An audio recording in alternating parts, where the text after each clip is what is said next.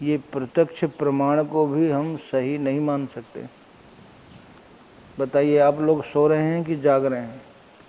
ये कहेंगे हम जाग रहे हैं, सुन रहे हैं, चले आए हैं। लेकिन ये कितना बड़ा आश्चर्य है कि हम सो रहे हैं। मोह निशा सब सोवन हारा, देखहीं सपन अनेक प्रकार। सपने हो ही भिखारी, निरप रंक नाकपति होय। जागे हान न लाभ कछु, तिम प्रपंच जग जोय। स्वप्न में एक भिखारी हो जाता है, भिखारी हो गया। जनक ने देखा कि हम भिखारी हो गए। और रंक नाकपति हो, और एक रंक, एक भिखारी जो है वो इंद्रपद पा गया। लेकिन जब वो अपनी खाट पे जगता है तो वही टूटी को जो खाट मिलती है उसको। स्वप्न तो बहुत बड़ा देखा। वास्तव में जगे हुए मनुष्य के अंदर प्रतिक्रिया होती है, सोए हुए आदमी के अंदर प्रतिक्रिया नहीं होती। आप घर में जाओ कहीं बाहर से घूमकर, और परिवार के मेंबर सो रहे हैं, आप कहो कि मैं 3 दिन से भूखा हूँ, चल रहा हूँ, मेरे सिर में दर्द है, मुझे प्यास लगी है, तो सोने वाला आदमी जिस करवट में लेटा है वो उसी में लेटा रहेगा। क्योंकि सोए हुए व्यक्ति के अंदर कोई प्रतिक्रिया नहीं होती। होती है? आप बरसों सुनो सत्संग, जन्मों सुने, लेकिन जब तक सोते सोते सुनेंगे कोई प्रतिक्रिया नहीं हो। अभी आप लोग आए हैं, अगर रास्ते में मोड़ पर ही कोई लड़का मिल जाता 12 साल का, और वो कहता कि देखो मेरे कितने चोट के निशान हैं, मुझको चड्ढी बनियान पे भेजा, 4 डाकू बैठे हैं वहाँ आगे पुलिया के। इतना सुनने के बाद आप लोग कोई इधर आते? आते क्या? उस 12 साल के लड़के की बात मान लिया, और आपके पास क्या है?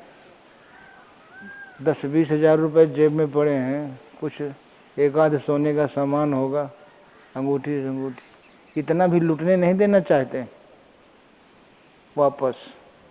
लेकिन महापुरुषों ने कहा कि ये जो रास्ता पकड़े हो ये लूटने का रास्ता है। जिंदगी भर जो कमाए हो वो सब छीन लेंगे, लूट लेंगे, और खाली हाथ। लुटेरा क्या करता है? लूट पाट करने वाला कुछ छोड़ता है?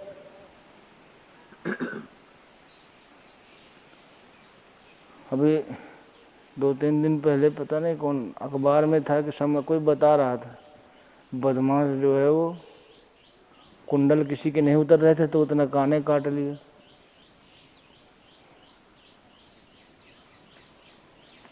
तो हमारा मतलब कि वो लूट पाट करने वाला एक तरफ कान का कुंडल नहीं छोड़ा, एक तरफ का उतर गया, एक तरफ का नहीं खुल रहा था।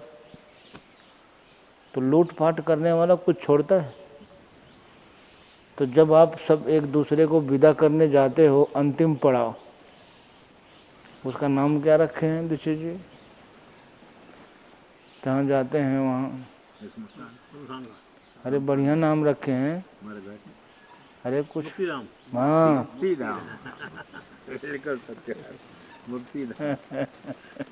मुक्ति धाम छोड़ के आते हैं। कुछ साथ में जाता है? तो महापुरुषों ने कहा कि आदमी को 3 चीज़ याद रखना चाहिए, तो वो अपने जीवन का समय का सदुपयोग कर लेता है। क्या? अंतिम बिछौना, चाहे वो अरबपति हो, चाहे करोड़पति हो, चाहे खाकपति हो, चाहे रोडपति हो, अंतिम बिछौना सबको लकड़ी ही तो मिलती है, कोई दूसरा बिस्तर मिलता है? ये अंतिम बिस्तर हमको याद रहना चाहिए, और अंतिम पोशाक याद रहना चाहिए। अंतिम पोशाक क्या है? कफन। और शरीर की अंतिम अवस्था, एक दिन इस शरीर की अवस्था ऐसे होगी कि हमें 2 आदमी उठा के खड़ा करेंगे। अभी खून का नया दौड़ा है तो कुछ समझ में आता है? नहीं आता। अरे हम तो ऐसे ही रहेंगे हमेशा। अब जितने बुढ़े बुढ़े बैठे हैं उनसे कहो कि जैसे जवानी में 2-2 सीढ़ी छोड़ के तीसरे में पैर रखते थे उछल के, अब रख के बताओ। हाँ, अगर वो याद रहे तो हम अपने समय का, जीवन का सदुपयोग कर सकते हैं। फिर मनुष्य से कभी भूल नहीं होगी। ये याद रहने का मतलब ये है। और मनमानी करने वाले आप लोग शहरों में सब जगह आसपास देखते ही रहते हो। मनमानी करने वाला या तो आत्महत्या करता है या फिर जगह बदल देता है, रहेगा ही नहीं। क्योंकि परिस्थितियां जब बदलती हैं तो वहाँ वो रहने लायक रहता ही नहीं। चारों तरफ से दुश्मन घेरे रहते हैं। फिर वो नए सिरे से फिर ठीक जिंदगी जीता है, क्योंकि उसने अपने जीवन से बहुत कुछ सीख लिया। और कुछ जो समझदार होते हैं वो दूसरे के जीवन से भी सीख लेते हैं।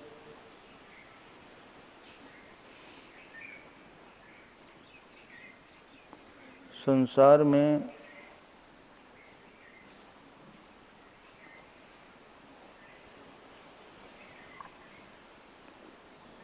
महापुरुषों के शब्दों को लेकर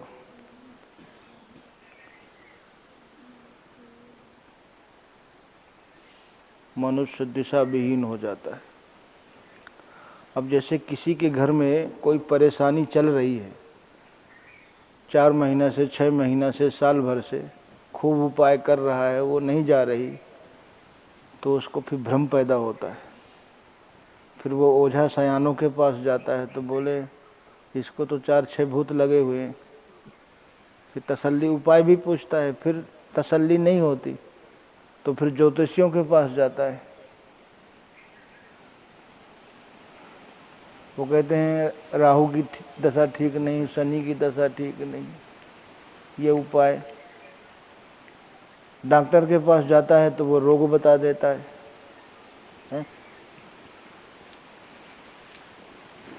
महात्माओं के पास गया तो वो संस्कारों का, कर्मों का भोग बता देते हैं। अब बताइए, आदमी तो परेशान है, वो भ्रमित हो गया कि नहीं हो गया?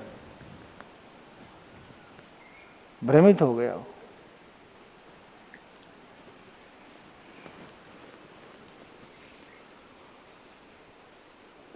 अब बताइए सही क्या है? परेशान तो हम हैं, या भूतों के द्वारा हम परेशान हैं, या ग्रह दशा के द्वारा हम परेशान हैं? किसके द्वारा परेशान है? या रोग के कारण हम परेशान हैं?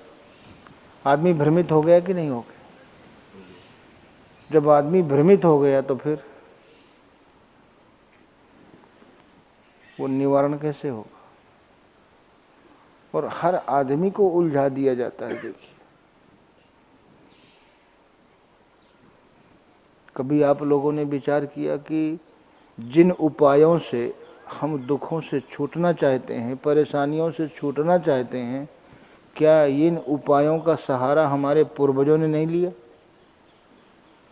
क्या उनका जीवन और उपलब्धि दिखाई देती है कहीं? तो फिर उन उपायों के द्वारा हम अपनी परेशानियों से कैसे छूट सकते हैं? फिर भी लेते हैं। आदमी भटकता रहता है। ये कभी नहीं सोचा कि जिस रास्ते पे चल के हम सुख शांति चाहते हैं, इसी रास्ते पे तो हमारे पुरखा चले, माँ बाप चले, उनके माँ बाप चले, हमने देखा। कभी उनको सुख शांति से जीते नहीं देखा।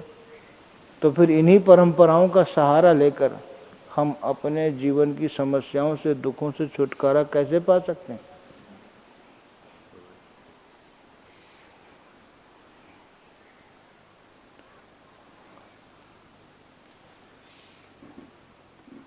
अब बताइए, आपने जमीन की खुदाई किया, खोदते हैं, पत्थर निकलते हैं तरह तरह के, रंग बिरंगे, और उसमें से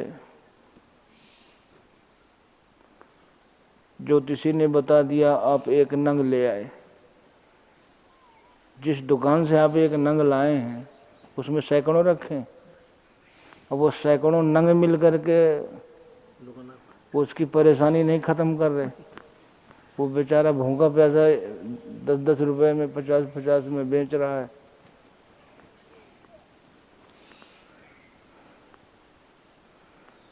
महापुरुषों ने कहा कि आत्मा को नैनम छिदंत शस्त्राणी नैनम दहाती पावका न चैकुले देनते आपो न सोच्यति मारुता। आत्मा को सृष्टि में उत्पन्न कोई भी वस्तु उसका स्पर्श नहीं कर सकती, तो शस्त्र काट नहीं सकता, अग्नि जला नहीं सकती, जल गीला नहीं कर सकता, तो एक पत्थर का टुकड़ा क्या आत्मा का कल्याण कर सकता है? फिर कल्याण किसका होता है?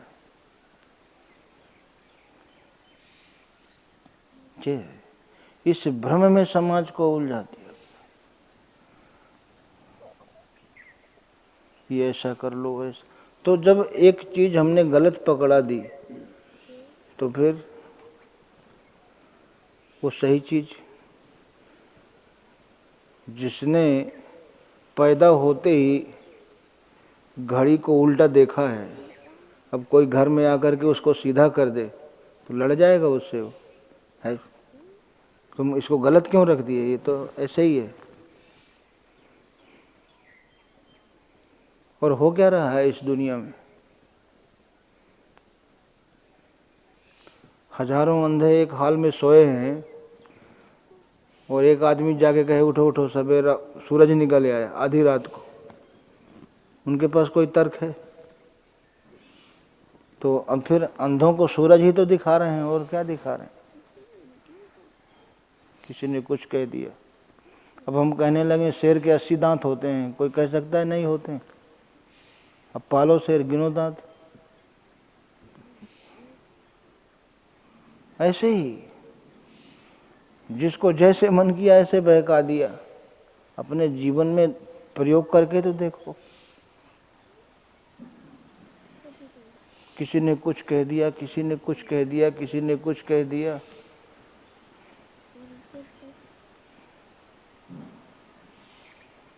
इसी से समाज में भ्रम पैदा हो,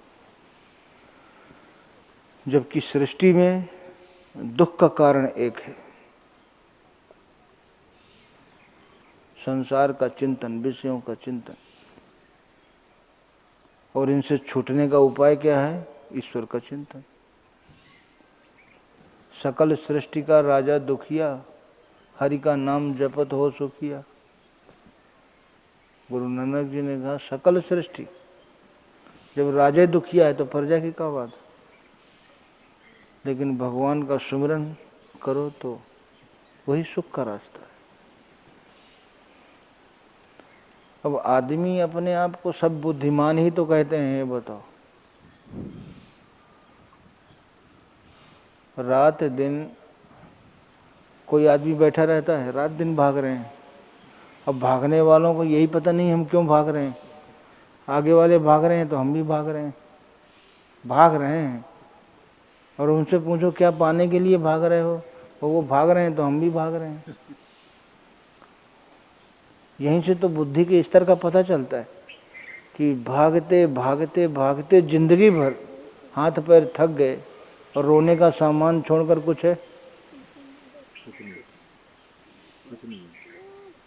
तो रोने का सामान जुटा करके फिर उसमें से खुशियों को खोजना, क्या इसे हम बुद्धिमानी कह सकते हैं? और 1 करोड़ वर्ष पहले भी हमारे पूर्वजों के पास रोने का सामान था, आज भी है। तो फिर विकास आप किसको कहते हैं? हमारे महापुरुषों ने इसको विकास कहा ही। उस समय भी रोने का सामान था। 6 महीने पहले 3 महीने में विदेश जाते थे, 3 महीने बाद भी वही लालटेन खरीदते थे। अब आज 8 घंटा में पहुंच जाते हैं तब भी वही लालटेन। मतलब संसार संबंधी काम तो अब भी करते हैं ना, कि ईश्वर संबंधी काम करते हैं। और 6 महीने बाद पहुंच के भी संसार संबंधी काम करते थे, तब भी कोई टिकाऊ चीज नहीं मिलती थी और आज भी नहीं मिलती। तो इस विकास से मनुष्य को लाभ क्या हुआ? इसीलिए महापुरुषों ने, संसार ने, कितने पढ़े लिखे लोगों ने कितना खोजा, स्त्रीलिंग, पुरुष लिंग, नपुंसक लिंग, 3 तरह के जेंडर। लेकिन महापुरुषों ने देखा कि इनसे क्या होगा, ये पहचान अगर हो गई तो बोले एक शिवलिंग है, स्त्रीलिंग, पुरुष लिंग, नपुंसक लिंग और शिवलिंग, वो है कल्याण तत्व।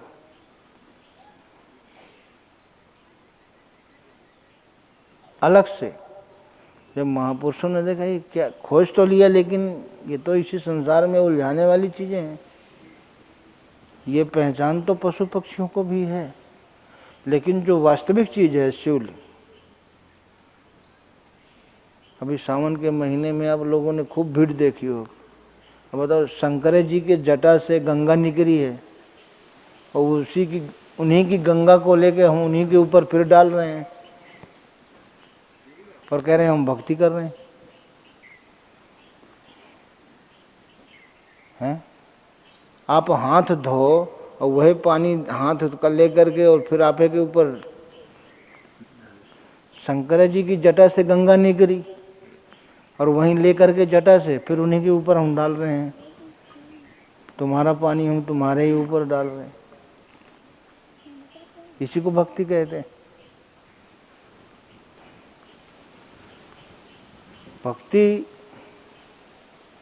हम करना चाहते हैं, धर्म हम करना चाहते हैं, लेकिन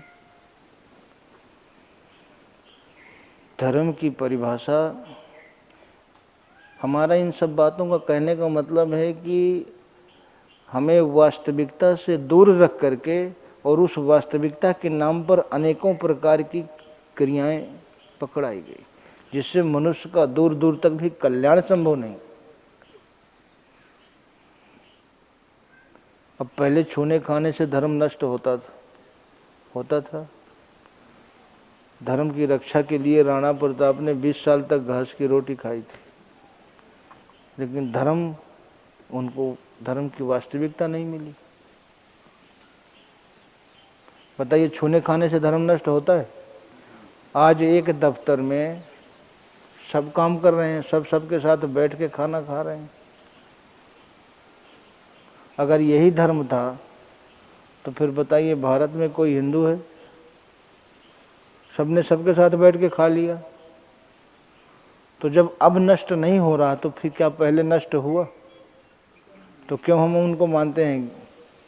ये मुसलमान हो गए, ये ईसाई हो गए, साथ में बैठ के ही तो खाया है। और दोनों बातें हैं। अगर उस समय उनको कोई समझाने वाला होता कि बताइए हमारे साथ किसी ने बैठ के खाना खा लिया तो वो हिंदू क्यों नहीं हुआ, हम मुसलमान क्यों हो गए? सबसे बड़ी बात ये है ना, जब हिंदू सबसे श्रेष्ठ है, हिंदू से श्रेष्ठ कोई नहीं है, वो मानता भी है और है भी।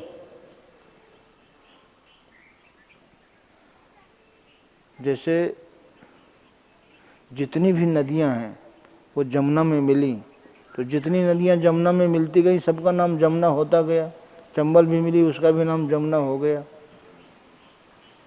जो श्रेष्ठ है भाई, जमुना चंबल में मिल गई तो उसका नाम चंबल क्यों नहीं हुआ, जमुना क्यों हुआ?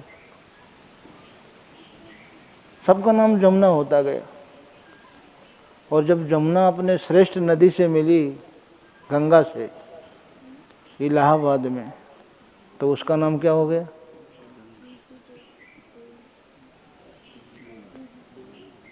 तो बताइए, पवित्रता श्रेष्ठ होती है या अपवित्रता श्रेष्ठ होती? क्या श्रेष्ठ होता है? पवित्रता बड़ी है कि अपवित्रता?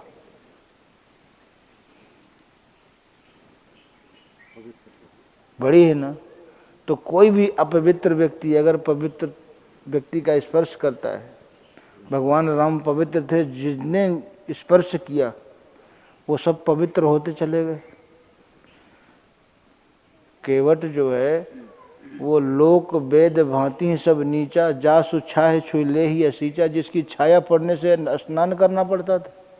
लेकिन राम कीन है अपन जब वहीं थे, भयो भुवन भूषण तो वहीं थे। पवित्रता बड़ी है।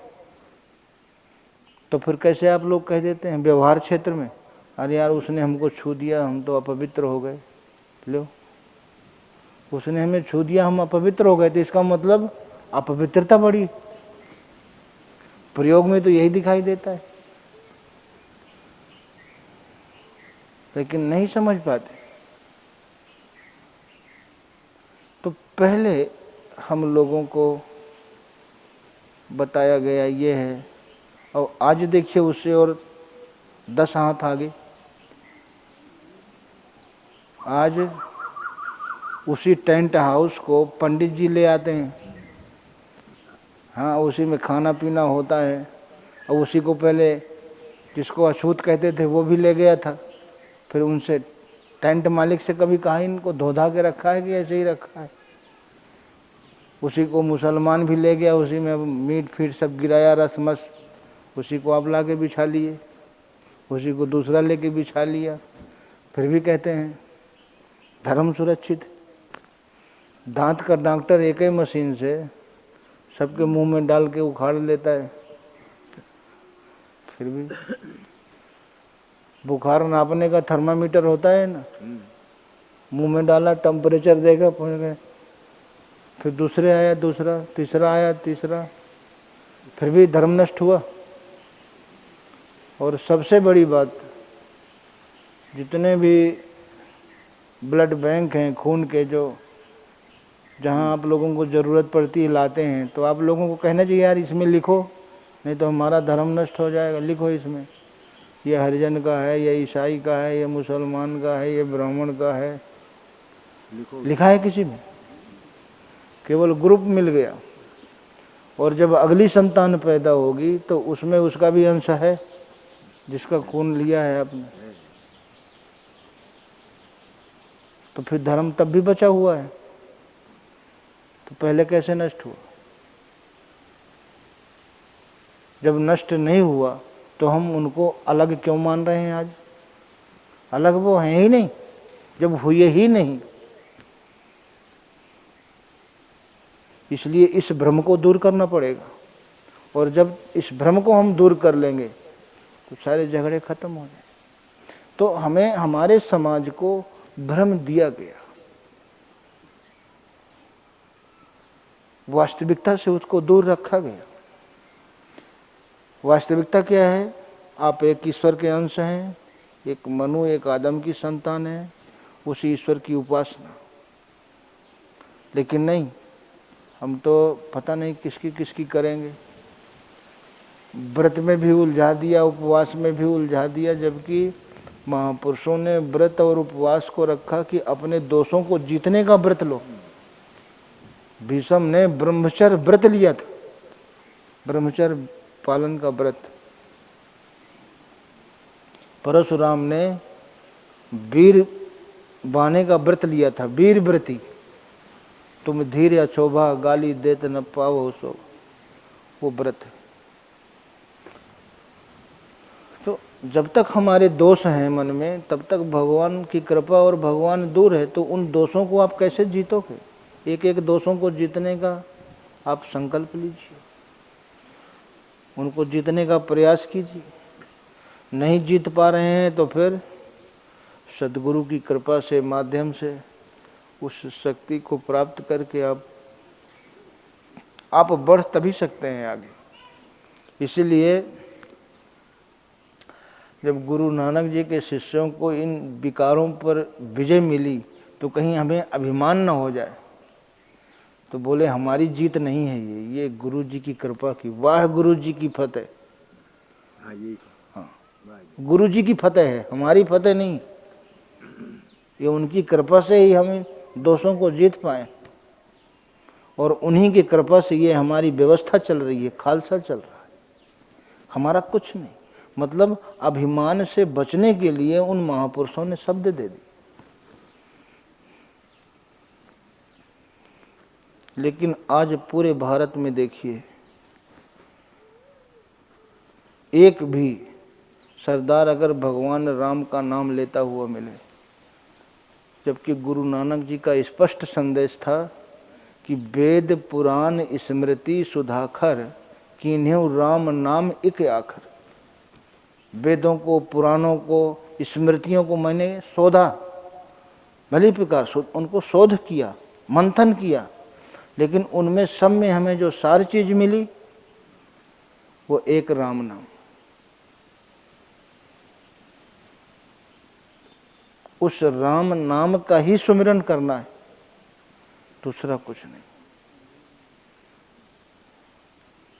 और उस राम के एक कण को किनका एक जासु जिये ही बसावे। एक कण अगर अपने दिल में बसा लिया ताकि महिमा गनी ना आवे, लेकिन हम कहाँ बसाएं। और इतना ही नहीं, सिमिरहु सिमिर सिमिर, सुमिरन क्यों करते हैं? उस राम का सुमिरन क्यों करना है? कलि कलेश उर्माही मिटाओ। ये जो जितने भी कलिकाल के दुख हैं उनको मिटाने के लिए। तो सुमिरहु जास विशंभर एक है, जो विश्व का भरण पोषण करने वाला है। विशंभर, विश्व का भरण पोषण करने वाला वो एक है, वो बदलता नहीं है। गुरु नानक जी ने गीता का जो ज्यों का त्यों अनुवाद,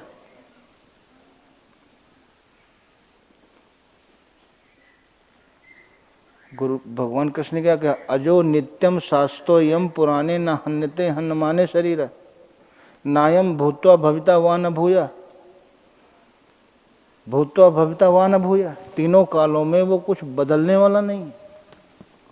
नायम भूत्वा भविता वा न भूया, भूतकाल में भी वही था। और गुरु नानक जी ज्यों का त्यों क्या कहते हैं? आदि सच। आदि माने जहाँ से आरंभ है, आदि सच। और जुगों जुगों से वही सच चला आ रहा है।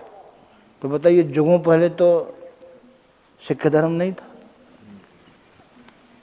आदि में नहीं था, लेकिन महापुरुष, ये हमारी विचारधारा है जो हम अपने आप को छोटे छोटे दायरों में समेट लेते हैं, लेकिन उन महापुरुषों का ये सोच नहीं। बोले आदि सच, जुगादि सच, है भी सच, नानक होशी भी सच। क्या? एक ओंकार सद्गुरु प्रसाद। ये कड़ा प्रसाद तो पेट भरने के लिए है, लेकिन एक ओंकार। और अभी जो है नासा के वैज्ञानिकों ने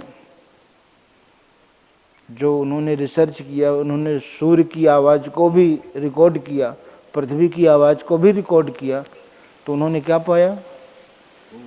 इनको ओंकार की ध्वनि आ रही है। और 5000 साल पहले भगवान कृष्ण ने अर्जुन को कहा, तो बहुत पहले, लेकिन ये लेटेस्ट है कि अर्जुन अक्षरों में मैं ओंकार हूँ।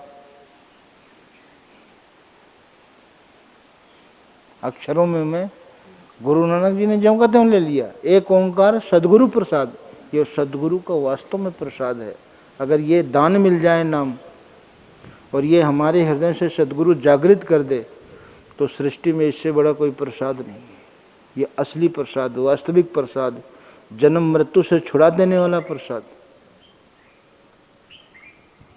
लेकिन जब मिले तब है, पहले सद्गुरु मिले, फिर उन्होंने एक ही चीज़ नहीं देखी है।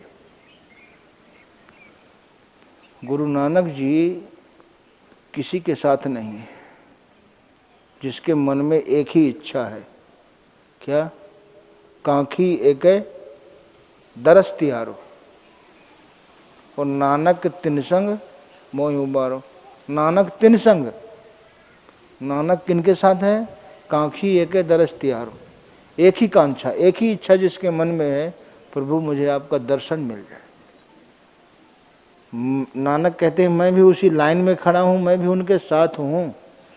तो गुरु नानक किनके साथ है? जिनके मन में एक ही इच्छा है। और उनके साथ नानक तिन संग मोहि उबारो, मुझको उबार दो। और इस नाम के अलावा गुरु नानक जी कहते हैं कि बिख खाना, बिख पहनना, बिख के मुखी गिरास, इत्थे बिखे बिख कमाउणा मुइया नरक निवास। लो गोस्वामी जी ने इसी को जम कहते कहा ना, झूठा ही लेना झूठा ही देना, झूठा ही भोजन झूठ चबैना,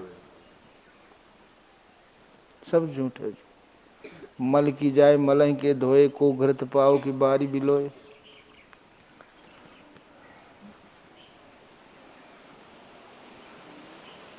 गुरु नानक जी का सीधे आदेश था, जो सारे दोषों से सारे विकारों से मुक्त है वो सिख है। और इसलिए उन्होंने कहा कि सिख होके करे क्रोध, कन्या मूल न देवे शोध। कभी भूल कर उसको अपनी कन्या मत देना। अगर सिख होके क्रोध करता है मतलब जो दोषों से छूट गया,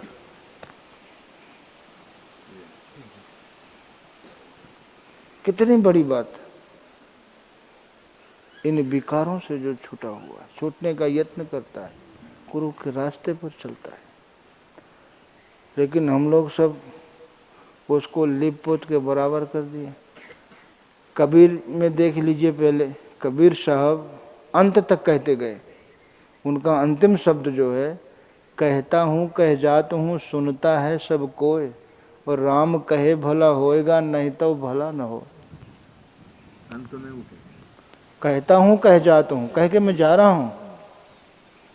भगवान का एक नाम का सुमिरन जब तक नहीं करोगे, और स्वयं उन्होंने देखिए कि मेरा मन सुमिरे राम को, लोगों को बताया मेरा मन सुमिरे राम को, मेरा मन राम ही आए, और मेरा मन राम ही हो ही रहा तो शीश नवाओं का। इसके बाद भी देख लीजिए, जाने काका कहते हैं लेकिन ये शब्द नहीं निकलेगा।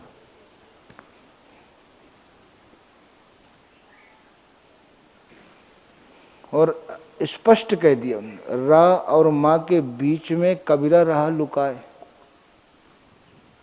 कबीरा छिप गया, अपने आप को छिपाने में सफल हो गया, उसी में विलीन हो गया। रा और माँ, इन दो अक्षरों के बीच में, रा और माँ के बीच में कबीरा रहा लुकाए, छिप गया, विलीन हो गया। नहीं?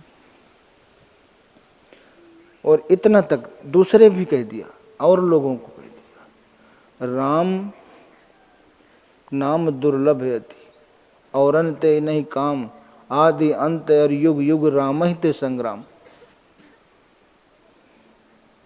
और राम प्यारा छोड़कर करे और का जाप, बेस्या केरो पूत जो कहे कौन को बाप।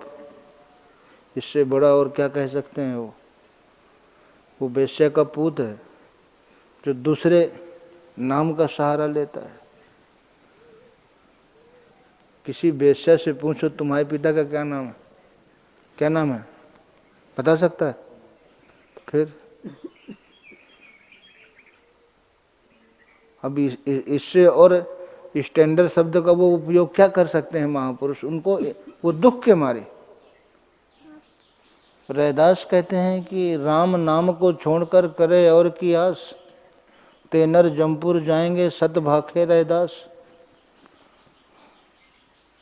फिर भी पता नहीं हमें क्या पकड़ा दिया जाता है। बताइए, जो गलत बातें होती हैं, किसी को नुकसान देने वाली बातें होती हैं, वो आप कान में लग के कहते हो। अच्छी बातें तो चौड़े में बैठ के करते हैं। करते हैं कि नहीं करते? इसलिए कबीर साहब ने स्वयं कहा कि कन फूंका गुर और है, बेहद का गुर और जब बेहद का गुर मिले तब पहुंचावे ठोर। कान फूंक दे, किसी को मत बताना। बुरी बात नहीं किसी को बताई जाती, अच्छी बात तो नहीं। भगवान कृष्ण ने अर्जुन के कान फूंके क्या? भगवान राम ने कभी किसी के, कहीं उल्लेख नहीं है, महापुरुष कभी कान नहीं फूंकता है। वो तो लाखों करोड़ों का एक साथ संदेश दिया, सब में है सामने। भगवान कृष्ण ने सीधे कहा, अर्जुन सर्वद्वाराणि संयम मनोहृद निरुद्ध च मूर्धन्या धायात्मना प्राणमा स्थितो योग धारणम। ओम इत्याक्षरम व्यम व्यवहारन माम स्मरन, यह पर्याय त्यजदेहम सयाति परमाम गति। ओम ये अच्छे ब्रह्म का परिचायक है अर्जुन, इसका जाप कर, मेरे स्वरूप का ध्यान कर। ऐसा करते हुए जो शरीर का त्याग करता है वो परम गति, परम धाम, मेरे स्वरूप को प्राप्त होता है। फिर वो दूसरा कैसे कह सकते हैं? और इसी नाम का समर्थन सबने किया। ओम जो है हर महापुरुष ने, तस्य वाचक प्रणव, उसका वाचक नाम प्रणव है। और ये जितने हमारे प्राण हैं, जो संकल्प हैं, जिसमें हमारी आत्मिक ऊर्जा बिखरी है, बटी पड़ी है, तो एतु सर्वाणी प्राणानि परमात्मेति इति प्रणव, उसका प्रणव नाम क्यों हुआ? कि हमारे संपूर्ण प्राणों को ये परमात्मा में विलीन करता है। ये शब्द एतु सर्वाणी प्राणानि परमात्मेति, परमात्मा में इति करता है, इति प्रणव, इसीलिए उसको प्रणव कहते हैं।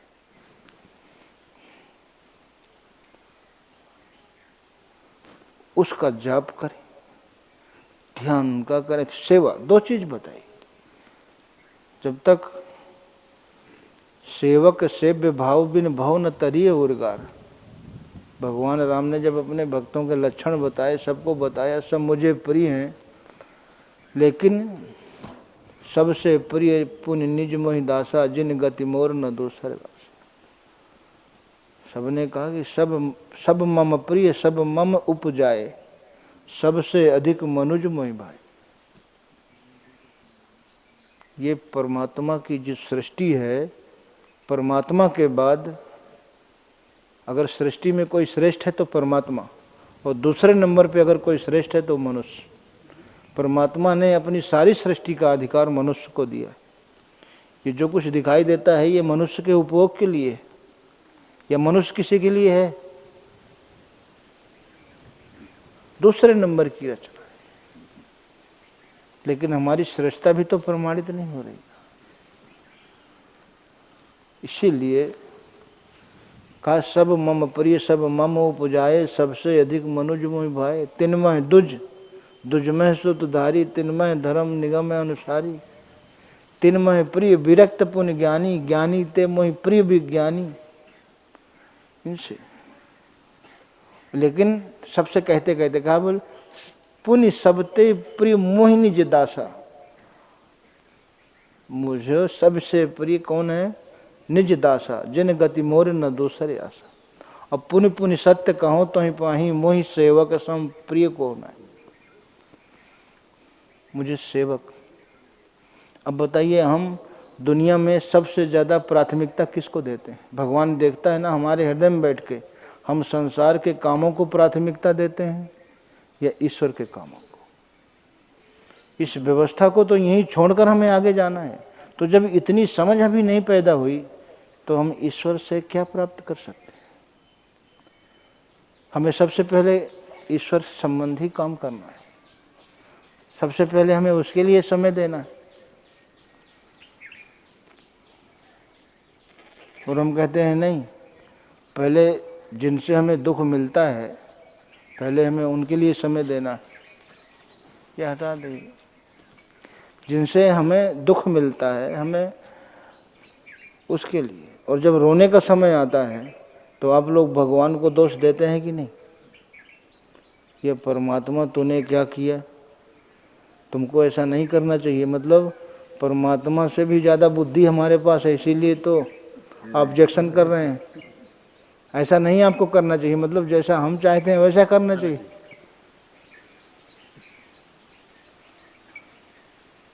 ये भगवान को ऐसा नहीं करना चाहिए था।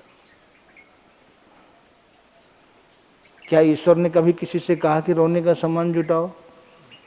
अगर वो किसी से कहता चलो तो हम कहने के हकदार भी हैं। आपके कहने से कोई सोना खरीद ले, चना खरीद ले और उसको घाटा आ जाए तो आपसे कहने का हकदार है वो? आपने कहा था। लेकिन ईश्वर ने किसी से एक भी बंदे से कहा हो कि आप रोने का सामान जुटाइए? और हमें खुशियाँ चाहिए, प्रसन्नता चाहिए, सुरक्षा चाहिए। वैसे नहीं, अबे रोने का सामान जुटाने से फुर्सत नहीं है, बाद में देखेंगे। आदमी की समझ तो देखिए पहले। और जब 2 आदमी उठा के खड़ा करेंगे तो फिर किसके लिए समय देंगे, और बाद में जब, लेकिन बात बनाने वाले तो बहुत हैं दुनिया में। वो एक दादा था ना, बोले देखो भाई, अब भजन अजन तो होगा नहीं, हम दादागिरी तो अब भी करते हैं और मरने के बाद भी दादागिरी करेंगे। तुम पैदल चलोगे, हम कंधे पे चलेंगे। हाँ हाँ। तो अपनी संतुष्टि के लिए तो आदमी कुछ भी सोच लेता है, लेकिन महापुरुषों ने जो रास्ता दिया है जिससे समाज वो वर्तमान में जब तक रहे, सुरक्षित रहे, सफलता की तरफ निरंतर बढ़ता रहे, और जाना सबको है, आया है सो जाएगा राजा रंक फकीर, एक सिंहासन चढ़ी चले एक बंधे जंजीर। तो जाना सबको है, तो जाने के बाद ईश्वर के दरबार में भी हमें विशेष स्थान। आप में से कौन ऐसा है जो संसार में विशेष स्थान नहीं पाना चाहता? तो यहाँ भी विशेष स्थान आपको मिले, और यहाँ से जाने के बाद ईश्वर के दरबार में भी विशेष स्थान मिले, इससे बड़ी उपलब्धि मनुष्य के लिए और क्या हो सकती। लेकिन ये महापुरुषों ने रास्ता वही दिया। आत्मिक संपत्ति जितना आपके अंदर है, आप कोई भी क्षेत्र चुन लो, कोई भी क्षेत्र, खेल का क्षेत्र चुन लो, शिक्षा का क्षेत्र चुन लो, व्यापार का क्षेत्र चुन लो, उसमें सबसे आगे। जबकि आगे सब रहना चाहते हैं, लेकिन वही आगे रहेगा जिसके अंदर आत्मिक ऊर्जा अधिक है। मूल तो आत्मिक संपत्ति है। नहीं तो देखो, मनुष्य की आकृति सबकी एक जैसी है कि नहीं, फिर जीवन स्तर में भिन्नता क्यों है? आकृति सबकी एक जैसी, करीब करीब बुद्धि भी एक जैसी है। क्योंकि जब बुद्धिजीवी जो है गरीब लोगों पे अन्याय करता है तो वो समझ जाते हैं कि हमारे साथ अन्याय हुआ। बुद्धि है तभी तो समझ जाते हैं। तो बौद्धिक स्तर, लेकिन आत्मिक संपत्ति के अभाव में उस जीवन को जीने के लिए वो मजबूर रहते हैं, वो जीना नहीं चाहते। और हम भी मजबूर हैं, ऐसा कौन है जो मजबूर नहीं? आप जैसा सोचते हो वैसा जीवन जी रहे हो क्या? जैसा संस्कार आता है वैसा जीवन जीने के लिए आप सब मजबूर हैं कि नहीं? जो जीवन आप जी रहे हैं, क्या वो जीवन जीना चाहते हैं? इससे अच्छा जीवन चाहते हैं, लेकिन फिर भी इस जीवन को जीने के लिए, इस परिस्थिति से गुजरने के लिए आप सब मजबूर। चपरासी से लेकर राष्ट्रपति तक, राष्ट्रपति भी नहीं कह सकता कि मैं जैसा सोचता हूं मेरे जीवन की व्यवस्था चल रही।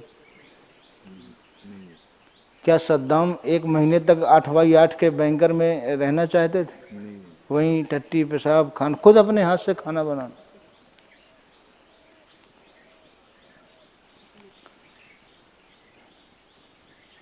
जिस दुर्दशा से गद्दाफी गुजरे, क्या इस दुर्दशा से गुजरना चाहते थे?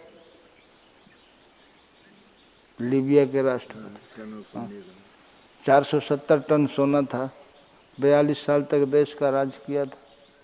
हाँ, 2 सिपाही घसीट रहे और 2 जूतन की ठोकर मार रहे, और एक देश का राष्ट्रपति 2 सिपाहियों से अपने जीवन की भीख मांग रहा। क्या ऐसा जीवन वो जीना चाहते थे? फिर ये जीवन जीने के लिए वो मजबूर क्यों हैं? इस मजबूरी से उनका पद, उनका धन, उनकी बुद्धि उन्हें बचा क्यों नहीं सकी? आपके पास है तो बुद्धि भी है, धन भी है, पद भी है, सोशल पावर भी है, लेकिन जैसा आप सोचते हैं वैसा जीवन आप जी क्यों नहीं रहे? और जो ऋषियों ने वो रास्ता दिया कि जैसा आप जीवन चाहो वैसा मिले, उस रास्ते पर आप चले क्यों नहीं? फिर जो इच्छा करी हो मन माही, हरि प्रसाद कछु। हाँ, मन में जो सोच लो वो होता चला जाएगा, आपको उसको पकड़ना है। लेकिन उसके लिए फुर्सत ही नहीं। वो तो एक जो है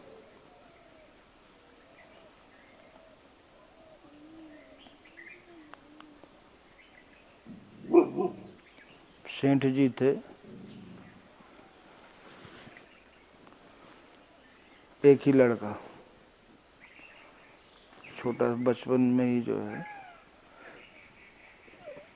3-4 साल से ही वो पिताजी के साथ जाना, और पिताजी का नियम था सुबह जाना, झाड़ू बहारू करना, नहाना धोना, पूजा पाठ करके फिर घर आना, दुकान खोलना, रोज का नियम था ये। चले जाते थे। अब लड़कों का हृदय तो कोमल होता है, वो तो पकड़ ली, बोली तो अच्छी चीज है।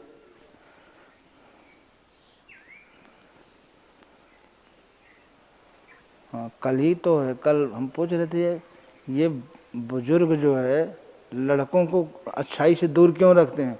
बोले अगर उनको ये संस्कार दे दिया तो फिर घर छूट जाएगा, फिर हमारी ये गृहस्थी कौन देखेगा? तो उसका मन लगने लगा, अब बड़ा हो गया, पढ़ा लिखा, समझने लगा, तो ज़्यादा समय वहीं देने लगा। जब उसके दिमाग में ये आया कि जब सही यही है तो हम झूठे में फिर क्यों मन लगाएं। अब घर वाले चिंतित हो गए।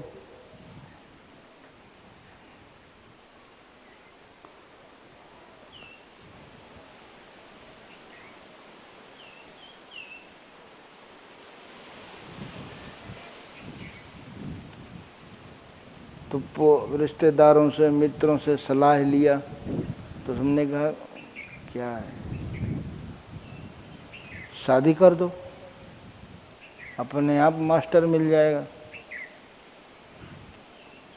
तो शादी कर दिया। फिर भी जो है नियम नहीं, उसका नियम छूटा ही नहीं। तो फिर उसने परामर्श किया, बोले दुकान खुलवा दो, तो दुकान खुलवा दिया। अब जितना दुनिया भर का ग्राहक है सब उसके पास। भगवान माया प्रेरणा करे, फुर्सत न मिले, ये जाने न पाए, फिर भी वो नियम जो है बना रहा। तो गुरुजी ने बता दिया था कुछ योग क्रियाएं, भजन वजन तो बता दिया। बोले देखो, बोले गुरुजी आपकी कृपा से इतनी अच्छी पत्नी मिली है कि हम चाहे यहाँ से 12 बजे जाएं, वो इंतज़ार करती रहती है, फिर गरम गरम बना के खिलाती है, पंखा हिलती है, 2 मुट्ठी दबा देगी तब सोएगी। बोले हाँ। अब गुरुजी तो सब समझते थे। बोले एक काम करो, तुम कल आजमा लेना। उस जैसा जैसा गुरुजी ने बताया वैसा वैसा हो। सवेरे जब उठा तो बोले देखो आज बढ़िया बनाना, आज हमारा बढ़िया खाने का मन है, बरसात का समय। बोले दही बड़ा बनाओ, मुगोड़ा बनाओ, खीर बनाओ, पकौड़ी बनाओ, कचौड़ी बनाओ, पूरी सब्जी बनाओ। बोले इतने दिन हो गए शादी के 5-6 साल, इन्होंने कभी कुछ कहा नहीं, चलो आज कहा तो बड़ी खुशी खुशी बनाए। जब वो शाम को सेवा करके आया तो इधर सामान सब तैयार। बोले ठीक है। अब वो धीरे धीरे, अब उसने कहा मेरे पेट में दर्द हो रहा है, दर्द बन गया। अब वो दर्द बढ़ता गया और अचानक वो श्वास जो है वो ऊपर चढ़ा लिया बस। अब उसने देखा नाड़ी वाड़ी सब कहीं आता पता नहीं, रोने लगी। लेकिन रोने से पहले उसने देखा कि इतना हमने बनाया है मेहनत करके, ये मखाने की खीर, ये चावल की खीर, ये साबूदाना की खीर, ये तो सब बर्बाद चला जाएगा। तो सब लिया, जल्दी जल्दी खाया जितना था। वो खाने के बाद फिर रुलाई शुरू भाई। अब आ गई, सास आ गए, अब आस पास के आ गए। अरे बोले पता नहीं क्या हो गया। इन्होंने कहा अब अचानक दर्द उठा पेट में बहुत तेज, थोड़ी देर में तो खेल ही हो गया।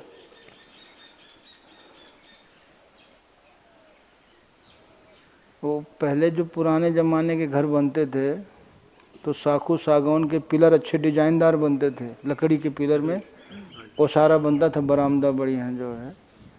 तो बरामदे में ही खाट पड़ी थी, तो वो अपना पैर जो है वही लकड़ी के पिलर में फंसा दिया था। अब आए अब सब लोग जो है बोले अब क्या है, अब मिट्टी को रखने से कोई फायदा नहीं, ले चलो। अभी उठाने लगे तो वो पैर फंसा था उसमें। हाँ, वो मरने के बाद अकड़ जाता है ना, वो तो टाइट कर लिया था। तो बोले पिलर काट दो। अरे बोले पिलर कौन बनवाएगा, अब हम बुढ़े हो गए, ये बहू कहाँ जाएगी, क्या है, अब इसको फूकना तो है ही है। पाँव यहाँ से कुल्हाड़ी लाए, पाँव काट लो। अब वो सुन रहा था। हाँ, अब वो धीरे धीरे जो है पैर नहीं फैल गया। बोले काटेंगे। बोले यार अच्छा रहा निकल गया। बोले एक काम करो, अब अंतिम समय है, गुरु जी को बुला लो। अब गुरु जी आ गए। ठीक है। बोले अभी जमराज पूरा पूरा नहीं ले गया है, अभी बीच में है। और एक जो है, अगर इसकी जगह में कटोरा में पानी मंगवाया, कुछ बुदबुदा है, बोले ये पानी जो पी लेगा वो तो विदा हो जाएगा, ये बच जाएगा। हाँ, और बाप के पास माँ, बाप के हमारा इतना लेन देन है, इन्हें किसी को पता नहीं है, और फिर ये बुढ़िया है, ये संभाल नहीं पाएगा। इसलिए बहू से पूछा और रिश्तेदारों से, हम चले गए ये रह गए तो कहा वो बात बराबर है। हाँ, हमें तो सुख इन्हीं के साथ भोगना था। हाँ, जब एक रहना एक नहीं रहना तो बात बराबर है। सबके पास बारी बारी से। एक रिश्तेदार कहा बुआ, बोले हमारे बच्चे छोटे छोटे हैं, इन्हें कौन देखेगा। किसी ने कुछ कहा, किसी ने कुछ, तमाम बहाने। एक ने कहा हमारी बूढ़े सास ससुर हैं, उनको सेवा कौन करेगा। किसी ने कहा बूढ़े माँ बाप हैं, कौन सेवा करेगा। तो गुरु जी कहें तो फिर हम पी लें। अरे बोले इससे अच्छा क्या, महात्मा परमार्थ के लिए होते ही हैं। सदगुरुदेव भगवान की। हाँ, तुम तो जाओ, हमसे कोई मतलब नहीं, हमें तो अपने काम से मतलब। अब गुरु जी पी लिए। बोले भाई अब हम थोड़ी देर ध्यान में बैठेंगे, बच जाएंगे तो ठीक है। अब वो पी लिए तो वो धीरे धीरे उसको होश आ गया। अब वो उठ के बैठ गया, इधर उधर देखा, सामान वामान फैला, तो वो समझ में आ गया उस बहू के और पत्नी के, उसके ये सब देख रहे थे। हम खा भी रहे थे, फिर बाल खोल के रोने भी लगे, ये सब देख रहे। वो चुपचाप उठा, बोले गुरुजी आप जो कह रहे थे बस वही सही है। तो इस संसार का नियम यही है। देखिए आदमी दुखी इसलिए होता है कि कोई आधार नहीं होता है। अगर आजू बाजू आधार है ना, हमारे पास व्यवस्था है, मतलब इनके जाने से कोई फर्क नहीं पड़ेगा, तो वो तो संवेदनाएं थोड़ा बहुत होती ही हैं, लेकिन विशेष वो प्रभावित नहीं करता। अगर कोई आगे पीछे रहता नहीं तब ज़्यादा, फिर कौन क्या करेगा कौन। अब हैं देखने वाले, उनसे बढ़िया देखने वाले, तो इनके न रहने से समस्या कम होगी, जो झगड़ा है घर में वो कम हो जाएगा, भार कम होगा। ये सिस्टम चलता रहता है। लेकिन इससे हम अपने जीवन के लक्ष्य से दूर हो जाते हैं अगर संसार की परंपराओं में हमारा मन फंस गया। किसी भी महापुरुष ने परंपराओं में समाज को उलझाया नहीं। उन्होंने सीधा कहा एक परमात्मा जिसके आप अंश हैं, जिसका निवास आपका हृदय है, सब ओर से मन को समेट कर मन को हृदय में स्थिर करो और हृदयस्थ ईश्वर का ध्यान, उसका नाम का सुमिरन, और धीरे धीरे आप फिर वो स्वतः अपना परिचय देगा, स्वतः आपका मार्गदर्शन करेगा और मार्गदर्शन करते हुए वो आपके अपने धाम में ले जाएगा। लेकिन नकल नहीं देखिए। भेष जो है, भेष कभी साधु नहीं बना सकता है। अगर आप में से किसी को हम एसपी की ड्रेस पहना दें तो बाजार में कितने घंटे घूम सकते हैं? 1-2 घंटे के बाद जेल में मिलेंगे। मिलेंगे कि नहीं मिलेंगे? पहन के देख लो। जो एसपी नहीं है, एसपी की ड्रेस पहनता है तो वो कानूनन अपराधी है कि नहीं? तो साधु नहीं है, वो साधु की ड्रेस पहन लिया, और वो एसपी की ड्रेस पहने चाहे ना पहने, वो एसपी है, उसका पावर रहेगा, वो दरोगा को आदेश दे सकता है। लेकिन आप ड्रेस पहन के आदेश नहीं दे सकते। दे सकते हैं? नहीं दे सकते। अब वो ना भी पहने तब भी है वो तो साधु की ड्रेस वो पहने चाहे ना पहने तब भी वो साधु है। तो स्वभाव ही हुआ ना साधु। स्वभाव तो साधुता का स्वभाव वो उसके पास। और साधना ही उसको साधु बनाती है। साधना जब है ही नहीं, साधु कैसे? नकल। एक बार की घटना है, इस भारत में 10-10, 12-12 दिन की झड़ी लग जाती थी। 10-12 दिन की झड़ी लग गई। सारे जंगली जीव सब अपने अपने कौन निकले, रात दिन पानी बरस रहा। अब इतने दिन के बाद जब मौसम साफ हुआ तो जो जहाँ तहाँ भागा, जो जहाँ भागा भोजन की तलाश में, भूख के मारे सब। और 2-4 दिन बरसता तो हाँ, तो शेर शेरनी जा रहे, गीदड़ भी उधर घूम रहे। तो जब शेर शेरनी को देखा तो गीदड़ दुबक गए।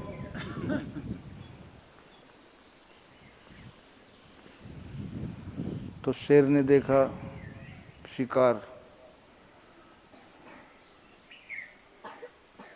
सबसे अच्छा शिकार घोड़ा होता है शेर के लिए, इसलिए वो जेबरा का शिकार जंगल में ज़्यादा करता है। तो शेरनी से कहा, देख हमारे पूंछ में ऐंठन आई कि नहीं आई? शेरनी कहा, आ गई। जब शेर शिकार करता है तो पूंछ लहराने लगती है, सामने रीढ़ के बार खड़े हो जाते हैं। देखो हमारे रोए खड़े हुए कि नहीं? तो शेरनी कहा, हाँ खड़े हुए। बस एक जंप मारा, घोड़ा धराशायी। खा पी के अपना पेट भर गया। अब शेर एक शिकार करता है तो कितने गीदड़ों का पेट भरता है। जब वो चले गए इधर उधर तो जितने गीदड़ उधर उधर वो छिपे थे, तो एक ने कहा कि नहीं, अब हमको शिकार करने का हुनर मिल गया, अब हम दूसरे का किया शिकार ना, बिल्कुल नहीं खाने दिया।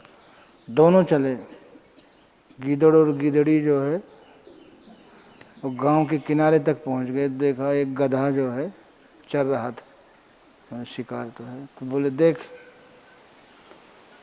ये पूंछ में लहर पैदा हुई कि नहीं? तो देखा तो अब गीदड़ के कितनी लहर है। बोले, रोए खड़े हुए कि नहीं? फिर भी बोले, कुछ नहीं।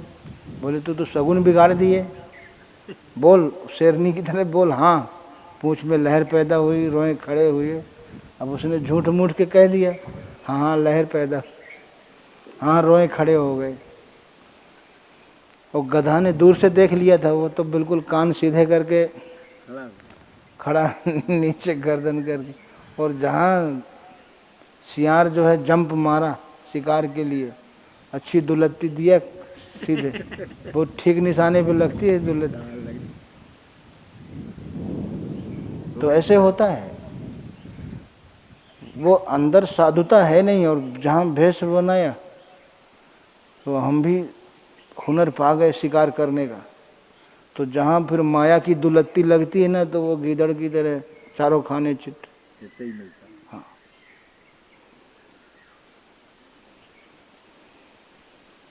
फिर नहीं। तो नकल भगवत पथ में काम नहीं करती है, वास्तविकता। और वास्तविकता भगवान आपको तभी देगा जब आप उसके सांचे में ढल जाओगे, आप उसकी कसौटी में खरे उतर जाओगे। तब वो आपको अपना वरद हस्त देगा। अगर परमात्मा का वरद हस्त एक अबोध शिशु के ऊपर है तो फिर हिरण्यकश्यप जैसी शक्ति भी नहीं बात सकती, उसका कुछ भी नहीं बिगाड़ सकती। इसलिए परमात्मा का वरद हस्त हमारे ऊपर रहे, मन की सरलता हो, परमात्मा के प्रति अटूट प्रेम। कितना प्रेम, संसार से प्रेम है ना, भोगों से प्रेम है कि नहीं। और आप जेलों में चले जाइए, अस्पताल में चले जाइए, भगवान के लिए सज़ा काट रहे हैं क्या? और जिसके लिए सज़ा काट रहे हैं उनमें से कोई उनको दुख से बचा सकता है? उनकी आत्मा को कोई नरक में जाने से बचा सकता है? कोई 10 साल, कोई 20 साल, कोई आजीवन कारावास भोग रहे हैं। अस्पताल में चले जाओ, किसी का हाथ कटा, किसी का पैर, किसी का सिर फटा, किसके लिए? भगवान के लिए। जिनके लिए उनमें से कोई आशीर्वाद नहीं दे सकता, कोई दुख से नहीं बचा सकता। ये सब बीच में ही छोड़कर विदा होने वाले, जिनके लिए मनुष्य इतनी बड़ी कुर्बानी देने को तैयार है। लेकिन अपनी आत्मा को नरक में से बचाने के लिए कभी हम इतनी बड़ी कुर्बानी देने को तैयार हैं? जरूरत नहीं पड़ती, लेकिन आदमी तैयार है कि नहीं? बस यही कमी मनुष्य के अंदर रहती है और वही कमी उसको पीछे कर देती है कि हम जिस संसार के लिए, जिन भोगों के लिए, उनका परिणाम क्या है? अंत में दुख और आंसू हाथ लगना है, जिसका परिणाम है उसके लिए आदमी कितनी बड़ी कुर्बानी देने को तैयार रहता है। और अपनी आत्मा को नरक में जाने से बचाने के लिए हमने देखा है, और रात दिन आप लोग भी देखते रहते हो, लड़का अपमान करता है, जूते देता है, गाली देता है, फिर बाप क्या कहता है? तुमने हमारा बहुत अपमान किया, अब तुम अपने हिस्से की ज़मीन लो, घर लो, अब आज के बाद तुम्हारा हमारा। अपमान के बदले में उसको पैसा नहीं। और गुरु जी किसी दिन डांट के भगा दिए तो यार क्या जाए, वो तो भगा देते हैं, अपमान कर देते हैं। गुरु कभी किसी का अपमान नहीं करता। इसीलिए महापुरुषों ने कहा कि द्वार धनी के पड़ रहो, धका धनी का खाए, कबहू तो धनी निवाजी हैं जो दर छाड़ न जाए। तो कबीरा संगत साधु की जौ की भूसी खाए, और खीर खांड मिश्री मिले साकट संग न जाए। क्यों?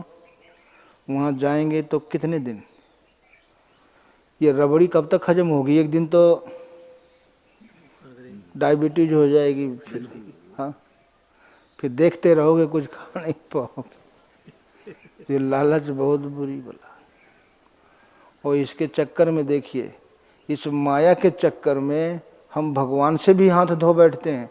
माया आज तक तो किसी के हाथ आई नहीं, लगी हाथ नहीं, तो भगवान से भी हाथ धो बैठे।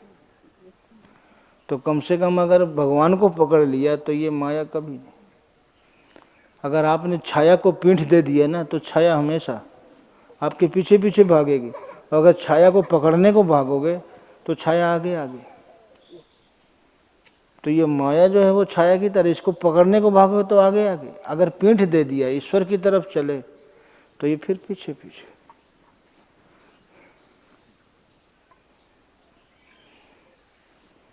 इसलिए सुमिरन करहु राम का, काल गहे कर केश, न जाने कि तुम्हारी हैं क्या घर क्या परदेश। संस्कार का कोई समय नहीं होता है, वो कहाँ भी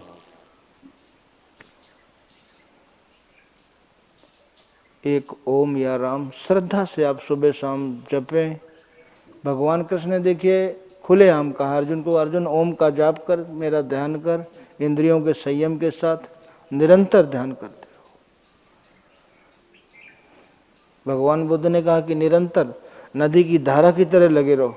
तो जैसे नदी की धारा निरंतर चलती है तो बड़ी बड़ी चट्टानें घिस जाती हैं, इसी प्रकार चट्टानों की तरह बड़े कठोर संस्कार, दुख देने वाले आपके घिस जाएंगे, कट जाएंगे, मिट जाएंगे। और यही हमारे महापुरुषों ने कहा कि गरुड़ सुमेर रेणु समताही, चितवा राम कृपा करी जाही। जिस पे भगवान कृपा करके देख लेते हैं तो आपके ऊपर विपत्ति का पहाड़ गिरने वाला है, वो रजकण बन के गिरेगा। आपके आप जन्म कुंडली दिखा दो, ये कह दे कि गोली से मरोगे, गोली लगेगी, लेकिन वो स्वप्न में लग के रह जाएगी। तो ये हो गया रजकण के बराबर। आप देखेंगे कि हमने सपना देखा 4 आदमी हमें गोली मार दिए, स्वप्न में लगी तो वो रजकण के बराबर है कि नहीं। लेकिन कब, जब चितवा राम कृपा कर, जिसको कृपा करके, और भगवान कृपा कर कब करते हैं कि मन क्रम वचन छाण चतुराई भजत कृपा करिए रघुराई, चतुराई छोड़ करके। और जब भगवान की कृपा मिल गई तो फिर ये राहु शुक्र शनिचर मंगल हनुमान देवी देवता, जहीं पर कृपा राम की होई तहीं पर कृपा करे सब अनायास, उससे बाहर कोई नहीं। हनुमान जी ने कभी भी सीता जी को एक गिलास पानी नहीं पिलाया, केवल भगवान की कृपा प्राप्त की। और जब प्रथम दर्शन किया, माँ सीता का अंगूठी लेके गए थे, मुद्रिका डाला, तो प्रथम दर्शन में ही सीता ने क्या वरदान दिया, अष्ट सिद्ध नवनिधि के दाता असबर दीन, आशीर्वाद की झड़ी लगा दी, तहीं पर कृपा करे सब कोई, झड़ी लगा दिया। अजर अमर गुण निधि सुत हो, करहि सदा रघुनायक छोहु, राम रसायन तुम्हारे पासा, सदा रहो रघुपति के दासा, और सदा रहो। और देखिए वो बात सही हुई, भगवान ने सबको विदा कर दिया, लेकिन हनुमान जी को रखा सदा, यह आशीर्वाद उन्होंने दिया, सेवा उनकी किया, आशीर्वाद वहाँ से मिलने लगा, कहीं से भी। इसलिए कहीं साधे सब सधे, सब साधे सब जाए, तुलसी मूलहि से ये फुरे फरे। तो नकल काम नहीं करती है, नकल तो नकल ही होता है। वास्तविकता आपको सच्चाई के मार्ग में चल के ही प्राप्त होती है, और जो हृदय से चीज आती है, इसी को कहा कि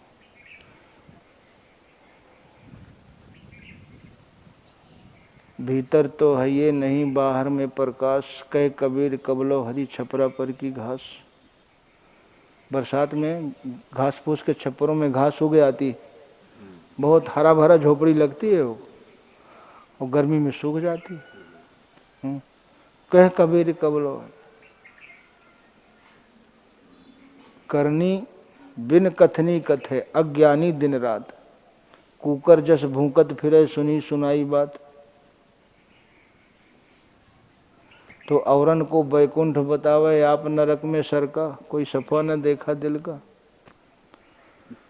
तो करनी बिन कथनी कथे, कथ रहा है। अब जैसे किसी मोहल्ले में चोर आए तो उधर कुत्ते भूखे, अब इधर वालों ने तो कुछ देखा ही नहीं, ये भी भूखने लगे।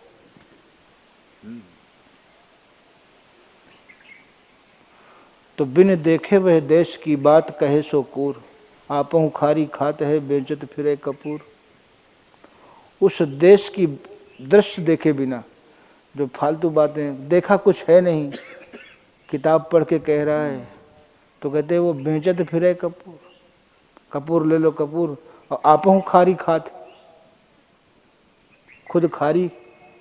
पहले वो नमक का जो रिजेक्ट मटेरियल बचता था उसकी खारी बनती थी, खारी सेंट लोग जानते हैं। अब खारी आती है कि नहीं, नहीं आती ना।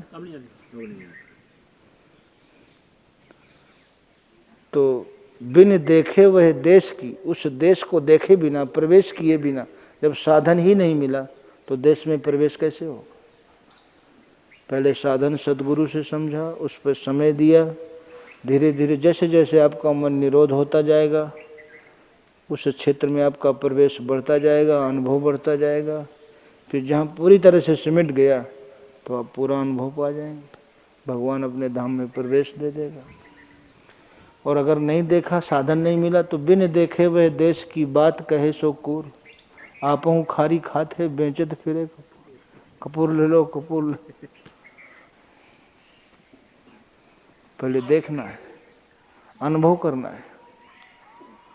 लेकिन अगर आप नाम जब पकड़ लिया तो धीरे धीरे वो सारी पूंजी आपको मिलती चली जाएगी, सारी विभूतियाँ। अब कहीं हनुमान जी नदी किनारे शमशान घाट में आधी रात को बैठ के कोई तंत्र साधना नहीं किया जिससे रिद्धि सिद्धि मिले, वो तो दर्शन से ही हो गया। अष्ट सिद्ध नवनिधि के दाता, असबर दीन जानकी माँ। 8 सिद्धियां, 9 निधियां, पीछे पीछे आप चल के तो देखें प्रसाद।